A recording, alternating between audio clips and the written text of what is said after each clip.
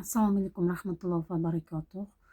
Hurmatli prezident, biz hech qachon O'zbekiston hukumatiga yoki siyosatiga e'tiroz bildirgan xalq emasmiz. Insonlardan emasmiz. Biror marta birorta mansabdor, amaldor yoki mutasaddi rahbarlarni faoliyatiga to'sqinlik qilib, aralashib yoki ular to'g'risida biror marta e'tirozlar bildirgan xalq emasmiz. Sizni qaror, farmoyishlaringizni hamisha hurmat bilan, e'tibor bilan qabul qilgan o'zbek xalqimiz. Men o'sha xalq o'laroq aytamanki, to'g'ri, men o'zim O'zbekiston Respublikasi fuqarosi bo'lsam, oilam bilan xalqman. Biz agar nimadir xohlasak, sizga faqat chiroyli qonunlar asosida takliflar berishimiz mumkin. Chunki siz buni O'zbekiston Respublikasi prezidentining xalq qabulxonasi platformalarida takliflar va murojaatlarni qabul qilish tizimini yo'lga qo'ygan prezidentsiz. Hurmatli prezident, hech narsa qilmasakda, lekin vatanimizga sadoqatligimiz, prezidentimizga sadoqatligimiz ba'zi bir tashkilotlarga yoqmayapti. Qachon bu Surxondaryo viloyatini o'zingiz bir kuchli nazoratingizga olasiz, hurmatli prezident?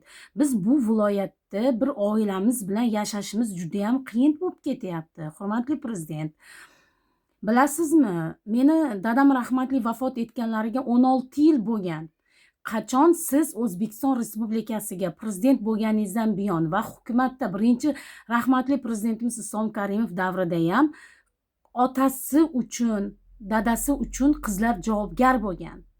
Dadasi uchun dadasini qilmagan jinoyatlarni gapirib, qizlarni javobgar qilgan hukumat bo'ldik. Qachon biz shunaqa hukumat bo'ldik? Siz bilasizmi, hurmatli prezident, Surxondaryo viloyatida oxirgi vaqtlarda shunaqa tizim yo'lga qo'yilyaptiki, dadalar hattoki bu dunyoni tark etsa ham uni o'rniga qizlar javobgarligi tizimli bo'lib yo'lga qo'yilmoqda. Bu haqda sizga xabar beryapman. Hozir videoni oxirida o'sha murojaatlar to'g'risida qo'yaman xatlarni. Aslida bunaqa narsa umuman bo'lmagan. Men qachon bu jinoyatni qilganman? Qachon meni birorta sud shunaqa deb topgan? Qachon birorta organ xodimini qonuniy faoliyatiga borib to'sqinlik qilganman? Qachon va qayerda? Biz hamma vaqtda murojaatlarimizni, ko'rgan tazyiqlarimizni O'zbekiston Respublikasining belgilangan qonunlari doirasida murojaat qilamiz. Qonundan hech qachon chiqmaganmiz biz. Hurmatli prezident, nahotki bu dunyoni tark etgan otam uchun bugun men javobgar bo'lsam? Bular siz hayotligingizda balkim sizga qarshi shunaqa tizim o'rnatayotgandir. Balkim ertaga sizni qizlaringiz, farzandlaringizni javobgar qilish maqsadida hozir tizimli kurash boshlangan deb o'ylayapman. Ertaga hozir siz borsiz, hammasi yaxshi, siz bo'lmasangiz nima bo'ladi? Qizlar ojiza, hurmatli prezident. Meni oilam barbod bo'ldi. Farzandim nobud bo'ldi. Lekin ba'zi bir tizimlar to'xtamayapti bundan. Bundan malham olishmayapti. Ular o'zini yovuz maqsadi yo'lida bizning oiladan, bizdan foydalanishmoqchi. Vaqtida dadam rahmatlidan ham shunaqa takliflar bo'lgan. Lekin dadam hech qachon davlatiga qarshi chiqmagan. Hech qachon millatini va davlatini sotadigan xoin bo'lmayman deb rad qilgan. Ba'zi bir tashkilotlarda taklifini rad qilganligi uchun otamni ustidan sun'iy delolar tashkillashtirib, sun'iy jinoyatlarni paydo qilib, yolg'on guvohlar jalb qilib, qilmagan jinoyatlari uchun yillar davomida O'zbekiston Respublikasining qamoqxonalarida saqlanib, Sangortda vafot etdilar. Otam 16 yil bo'ldi bu dunyoda yo'g'li.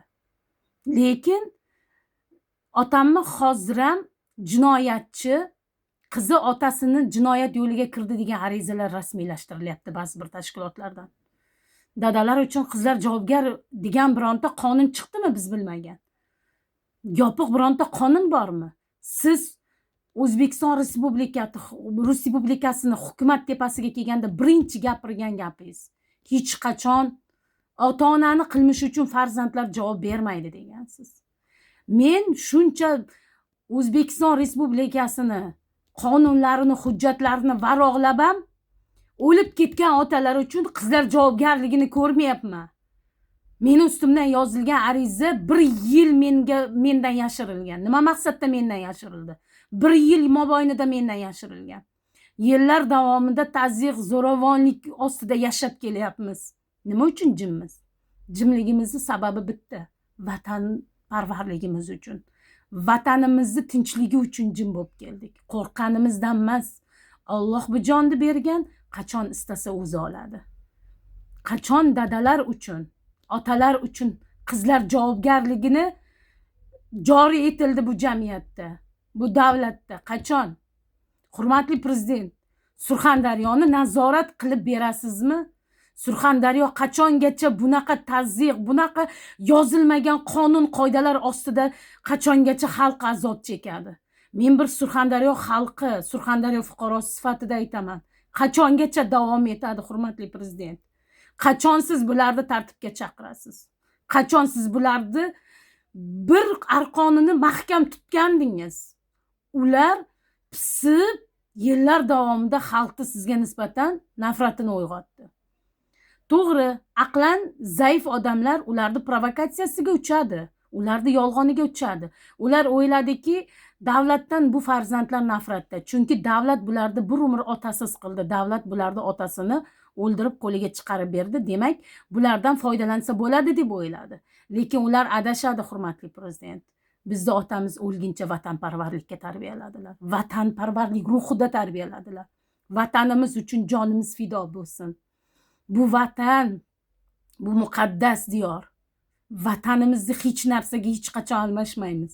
Mayli juda ko'p azob ko'ryapmiz hurmatli prezident. Lekin biz hech qachon vatanimizga, prezidentimizga qarshi hech qachon chiqmaymiz. Bu kuchlar bilib qo'ysin. Vatanimiz ichiga kelib olib, joylashib, yillar davomida mustaqillikdan oldin va keyingi yillar davomida yashab bilasizmi xalq ichida qanaqa provokatsiya yurg'izadi? Hurmatli prezident, siz aqlli prezidentsiz. Har doim bir gapni to'g'ri gapirasiz. Pastga tush. Chunki siz pastdagi oddiy xalqni ichini bilib o'sha hukumat tepasiga borgan prezidentsiz. Buyuk Robbim Allohim sizni bekorga O'zbekistonni prezidenti qilib tanlamadi. Chunki sizni qalbingizda vatanparvarlik bo'lgan. Sizni qalbingizda o'sha vatanga nisbatan muhabbat, ishq bo'lgan.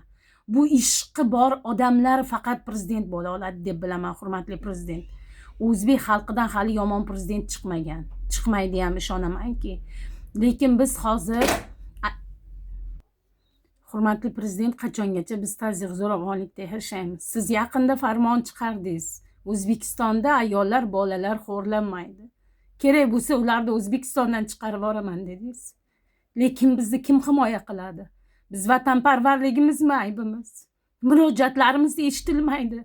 Mayli og'zaki gap bo'lsa, og'zaki gap deymiz. Lekin bizda video dalillar bor, isbotlar bor, audiolari bor, hamma narsa bor. O'sha tashkilotlar to'g'risida juda ko'p ma'lumotlar bor. Lekin men yillar davomida arqonni juda uzun tashadim. Ular meni boshimga solmagan kun qolmadi. Lekin maqsadlariga erisha olmadi. Erisha olmagandan keyin meni oilam bilan meni jinoyatchiga chiqarishmoqchi. Agar biz mamlakat qonunini qayerda buzgan bo'lsa, javob berishga biz tayyormiz. Tayyormiz. Hurmatli prezident, biz oddiy o'zbek xalqimiz. Oddiy yashaymiz. Oddiy kambag'al o'zbekmiz. Bizdan nima istashadi deb o'ylaysiz? Ayting. Nimaga bizga soxta delolar, soxta guvohlar? Mayli dadam rahmatlining davrida o'sha vaqtda texnologiya asri bo'lmagan. Lekin hozir biz vaholanki texnologiya asrida yashayapmiz. Lekin shunaqa vaqtda ham jinoyatlarni ochish, bu aybsiz insonni ham aybdor qilish oson bo'lyapti. Endi dadam rahmatlining davrida qanaqa qilib dadam o'zini oqlasinlar edi. Hurmatli prezident, u vaqtda guvohlar, soxta delolar bo'lishi oson edi. Siz nima uchun yangi O'zbekiston dedingiz? Jim bo'lib dardini ayta olmagan xalq aytsin dedingiz. Yangi O'zbekiston bo'lishi uchun ko'p harakat qilyapsiz, ko'p harakat qildingiz, yaratib berdingiz. Lekin bularni jilovini kim tortadi? Biz bir oddiy xalq bo'lsak, sudga borsak eshitmasa, prokuraturaga borsak eshitmasa, ichki ishlar umuman gapirmasa ham bo'ladi. Men lekin bu tizimlarni hamma xodimlari deya olmayman. Ba'zi bir xodimlari hukumatiga, davlatiga va prezidentiga qarshi yollanib, nafsi yo'lida davlatni ba'zi bir tizimlarida ishga joylashib, mansablarga o'tirg'izilgan va ularni harakatini olib borayotganlar to'g'risida gapiryapman. To'g'ri, O'zbekiston Respublikasida masalan prokuraturada ham, sudda ham, ichki ishlarda ham juda yaxshi xodimlarni bilamiz. Ular ham juda himoyasiz. Agar ular sizni farmonlaringiz, qonunlaringizni kuchi bo'yicha ishlasa, ular u joyda o'tirmaydi. Ular jinoyatchiga chiqadi, soxta delolar bo'ladi, qamoqqa tashlanadi. Shuning uchun ularda ham erkinligi yo'q. Men faqat o'sha ma'lum bir insonlar, ma'lum bir tizimlar to'g'risida gapiraman, hurmatli prezident. Ular yillar davomida mamlakatimiz ichida xalqni hukumatga va prezidentga qarshi qayrab yashashadi. Ularning maqsadi faqat bilasiz davlatimiz chunki har tomonlama juda go'zal davlat. Bizning davlatimiz kimlarni qiziqtirmaydi? Bizning tinchligimiz kimlarni qiziqtirmaydi, hurmatli prezident? Iltimos sizdan Surxondaryoni nazorat qilib bering. Surxondaryoda na hokim eshitadi, na tuman hokimlari eshitadi. Ichki ishlarda endi gapirmasa ham bo'ladi. Men hammasi deya olmayman. Faqat bizni hayotimizga to'g'ri kelgan xodimlar to'g'risida gapiryapman. Faqat bizni hayotimizga aralashgan, bizga zo'ravonlik, ta'zir, bosimlar o'tkazayotgan xodimlar to'g'risida aytyapman. Ularni har birini surati bilan, familiyasi bilan qo'yadigan vaqt ham yetib keldi. Chunki qanchalik andisha qilgan sarim, andishani otini ular qo'rqa qo'yyapti. Biz umuman tinch yashamayapmiz. Men ham davlatga xizmat qilaman. Men ham davlatimga 7 yildan buyon xizmat qilaman. Men ham davlat xizmatchisiman. Lekin ular uni istashmayapti. Nima ekanmish? Meni dadam qamalgan, men jinoyatchini farzandi, vatanga xizmat qila olmas ekanmish. Nima ekanmish? Muslimalar boshida ro'moli bilan vatanga xizmat qila olmas ekanmish. Bu qayerda yozilgan qonunlar? Konstitutsiyada shunaqa kiritdingizmi? Konstitutsiyani tubdan o'zgartirdingiz. Konstitutsiyada butun hukumat, davlat, xalq oldida, fuqarolar oldida mas'uliyatini kuchaytirib qo'ydingiz. Shu konstitutsiyani ham o'zgartirib bularni tartibga olib bo'lmayapti-ku, hurmatli prezident. Uyimiz xatga to'lib ketdi. Lekin natija nolga teng. Natija yo'q. Murojaatingiz qayerda-yu, javob xati qayerda? Faqat yolg'on. Shunaqa prokuratura, kadastr, ichki ishlar xohlasa javob beradi. Sudlar ham xohlasa javob beradi, xohlamasa javob bermaydi. Biz nima qilaylik, hurmatli prezident? Dardimizni kimga aytaylik? Sizga aytamiz. Chunki biz faqat O'zbekistonda sizga ishonganmiz. Biz ularni saylamaganmiz. Biz ularga ishonch bildirmaganmiz. Faqat siz O'zbekiston konstitutsiyasiga suyanamiz. O'zbekistonning qonunlariga ishonib yashayotgan xalqmiz. Jim turgan xalqdan nima istashyapti, hurmatli prezident? Xalqning ichida bilasizmi qanchalik provokatsiya kuchli, qanchalik sizni hukumatga va sizga qarshi provokatsiya shunchalik kuchli, shunchalik adolat yo'q, haqiqat yo'q, prezident eshitmaydi deb gapirishadi. Buni kim tug'diryapti xalq ichiga? Xalqqa bunaqa narsani kim sindiryapti? Siz ishonib joylarga qo'ygan odamlar qilyapti buni. Biz nimaga aralashdik? Siyosatga aralashmasak, birorta amaldorni muhokama qilmasak, bironta mansabdorni muhokama qilmasak, siyosatga aralashmasak, budjetni mablag'iga aralashmasak, qonimiz qani, paxtamiz qani demasak, jim o'tiribmiz, jimgina o'tiribmiz. Xudoga shukr, tinchligimiz bor-ku.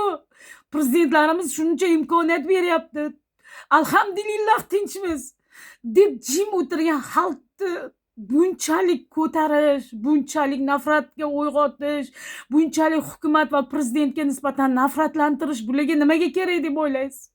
Bular sizga xiyonat qilyaptimi yo jim o'tirgan oddiy xalqmi, hurmatli prezident? Kim sizga xiyonat qilyapti? Oddiy xalq sizni ko'rganda ham, joylarga borganingizda ham bitta narsa aytadi. bitta rasmga tushishdi yoki umringiz uzoq bo'lsin, rahmat deydi. Bechoralar ichidagi dardini ham sizga ayta olmaydi. Biz jim o'tirgan xalqdan nima istashadi? Biz jimmiz-ku. Nima chiqsa muhokama qilib yo qarshilik qilib bu yoqqa namoyish qilyapmizmi? Yoki qarorlaringizni muhokama qilyapmizmi? Yoki namoyishlarga chiqyapmizmi to'da bo'lib? Qo'yib bersa yashaylik hukumatimizda, davlatimizda. Qachon bularni tartibga solasiz? Qachon bularga kuchli jazo qo'llaysiz? Qachongacha bunga chidash mumkin? Otib olsin bo'lmasam. Prezident himoyasini istayapmiz. Prezident e'tibori kerak, mehri kerak bizga. Kim eshitadi, hurmatli prezident? To'yib ketdik, yozishlardan, murojaatlardan to'ydik. Qachon adolat yuzaga chiqadi? Bo'lmasam qo'yib bersin, haq-huquqimizni sabasud qilib olaylik bizlar ham. Bizlarni qanchalik sudrab olib borib qamasa, bizlar ham o'shalarni mashinalarga mindirib, ayolini, qizini olib borib qamab qo'yaylik, qo'yib bersin bo'lmasam. Qonun bor, adolat bor deb ishonganimizmi bizda aybimiz? Qachongacha chidash mumkin? To'ydik. U tirik onamni kasalmand qildilar. Tirik onamni kasalmand qildilar. O'lim bilan olishib yashayotgan onamni har doim urdirtiradilar. Pensioner, nafaqadagi kasalmand ayoldan nima istaydi? Voyaga yetmagan bolasi bor, turmush o'rtog'i yo'q, 5 ta farzandi yolg'iz, voyaga yetkazgan ayoldan nima istashadi? Davlatimizdan, hukumatdan yordam so'ramaganlar, bitta non so'ramaganlar, yo uy so'ramaymiz borib. 5 ta otadan qolganmiz. Davlatdan borib uy so'ramadik. Non so'ramadik. Bizni bitta aybimiz bor, vatan parvarligimiz. Bizni otamiz vatani uchun o'limni bo'yini oldi, qamoqlarda jim o'tirdilar. Vatanparvarligi uchun, vataniga qarshi xoinlik qila olmagani uchun. Qachongacha chidaymiz? Bu ichki ishlar shunchalik tizim bo'lib ketdimi? Hamma haqiqatni ochaman endi. Charchadim bo'ldi. 20-yildan buyon bosim ostida yashayapman. Xohlasa borib qamab qo'yib 8 oylab tergov qiladi jinoyatchilarni ichida. Qachongacha ayolligim toplanadi buncha? Men vatanga xizmat qilyapman. To'ydik, hurmatli prezident, to'ydik.